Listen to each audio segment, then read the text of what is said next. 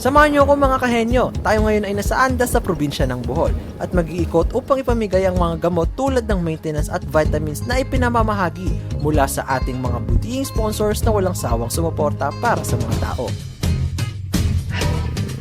Isa sa dahilan kung bakit mahirap ang access sa primary healthcare needs ay dahil sa geographical location.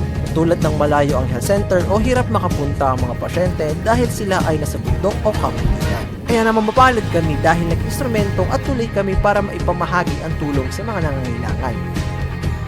Matapos ang mahaba-habang biyahe, kami ay nakarating sa aming destinasyon. It's like loving myself while loving others. O diba ang saya ko dyan kasi stress-free ang person.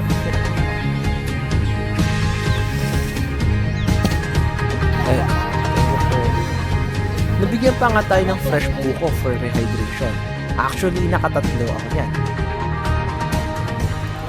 At syempre, as a pharmacy graduate, responsibilidad natin ang counseling at tamang pamamahagi ng impormasyon na patungkol sa pag-inom ng mga gamot at vitamina and as well for their lifestyle modification.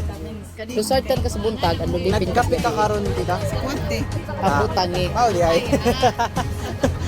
Makataas mo na. Kataasan sa kwate. Kuwate. Na rin ha. Wala ka.